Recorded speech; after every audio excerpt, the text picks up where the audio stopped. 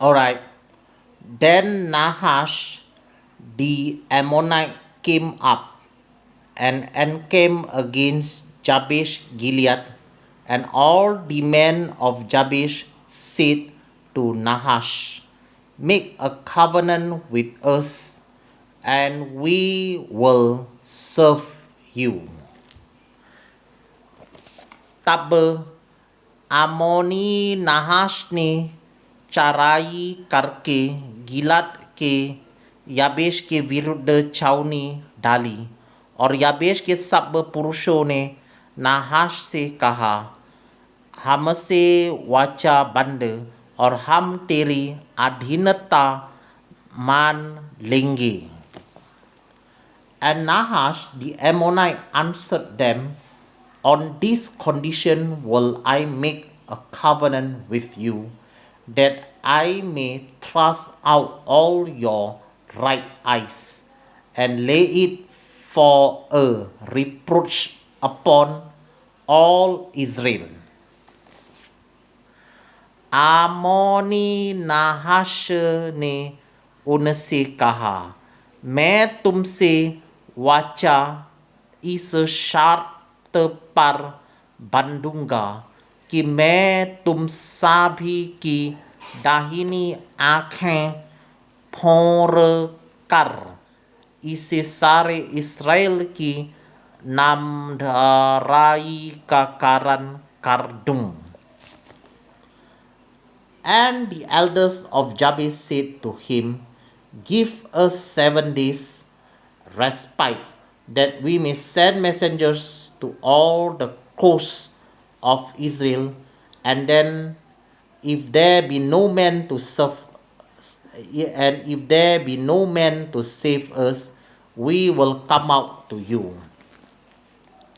याबेश के वृद्ध लोगों ने उससे कहा, हमें 7 दिन का अवसर दे, तब तक हम इस्राएल के सारे देश में दूत भेजेंगे, और यदि हमको कोई बचाने वाला ना मिलेगा तो हम तेरे ही पास निकल आएंगे. Then came the messengers to Gibeah of Saul and told the tidings in the ears of the people. And all the people lifted up their voices and wept. दूतों ने शाऊल वाले गिबा में आकर लोगों को ये संदेश सुनाया, और सब लोग चिल्ला चिल्ला कर रोने लगे. And behold, Saul came after the herd out of the field, and Saul said, what ails the people that they weep? And they told him the tidings of the men of Jabesh. शाऊल बैलों के पीछे पीछे मैदान से चला आता था, और शाऊल ने पूछा, लोगों को क्या हुआ कि वे रोते हैं? उन्होंने याबेश के लोगों का संदेश उसे सुनाया. And the spirit of Jehovah came upon Saul when he heard those tidings, and his anger was kindled greatly. ये संदेश सुनते ही शाऊल पर का आत्मा बल से उतरा, और उसका कोप बहुत बारक उठा. And he took a yoke of oxen and hewed them in pieces and sent them throughout all the coast of Israel by the hands of messengers, saying, whoever comes not forth after Saul and after Samuel, so shall it be done to his oxen. And the fear of Jehovah fell on the people, and they came out with one consent. और उसने एक जोरी बैल लेकर उसके टुकड़े टुकड़े काटे, और ये कहकर दूतों के हाथ से इस्राएल के सारे देश में कहला भेजा, जो कोई आकर शाऊल और शमूएल के पीछे ना हो लेगा, उसके बैलों से ऐसा ही किया जाएगा। तब यहोवा का भय लोगों में ऐसा समाया कि वे एक मन होकर निकल आए। Right. And when he numbered them in Bezek, the children of Israel were 300,000, and the men of Judah 30,000.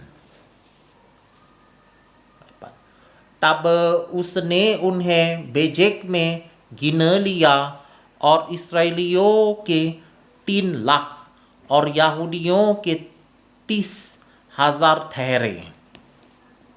And they said to the messengers that came, Thus shall you say to the men of Jabesh Gilead, Tomorrow by that time the sun be hot, you shall have help. And the messenger came and showed it to the men of Jabesh, and they were glad. और उन्होंने उन दूतों से जो आए थे कहा, तुम गिलाद में के याबेश के लोगों से यूं कहो, कल धूप तेज होने की घड़ी तक तुम छुटकारा पाओगे। तब दूतों ने जाकर याबेश के लोगों को संदेश दिया और वे आनंदित हुए। Therefore the men of Jabesh said, Tomorrow morning we will come out to you, and you shall do with us all that seems good to you. तब याबेश के लोगों ने नाहाश से कहा, कल हम तुम्हारे पास निकाल आएंगे और जो कुछ तुमको अच्छे लगे वो ही हमसे करना। And it was so on the tomorrow morning that Saul put the people in 3 companies, and they came into the midst of the host in the morning watch and slew the Ammonites until the heat of the day. And it came to pass that they which remained was scattered. दूसरे दिन शाऊल ने लोगों के 3 दल किए और उन्होंने रात के अंतिम पहाड़ में छावनी के बीच में आकर अम्मोनियों को सारा और धूप के कार्य होने के समय तक ऐसे मारते रहे कि जो बच निकले वो यहाँ तक तितर बितर हुए कि 2 जन भी एक संग कहीं ना रहे। And the people said to Samuel, Who is he that said, Shall Saul reign over us? Bring the men that we may put them to death.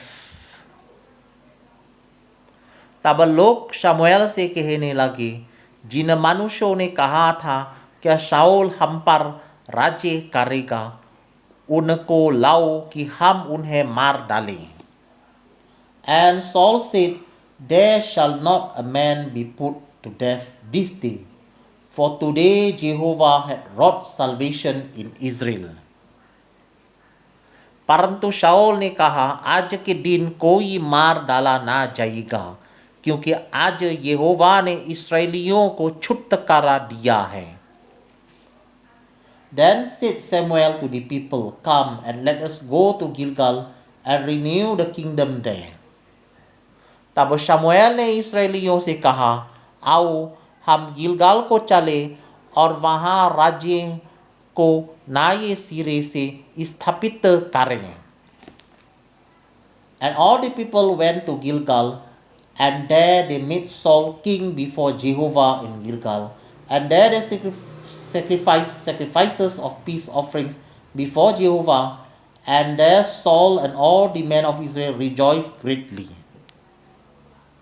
तब सब लोग गिलगाल को चले और वहाँ उन्होंने गिलगाल में यहोवा के सामने शाऊल को राजा बनाया और वहीं उन्होंने यहोवा को मेलबलि चढ़ाए और वहीं शाऊल और सब इस्राएली लोगों ने अत्यंत आनंद मनाया। Alright, I have finished reading. Thank you.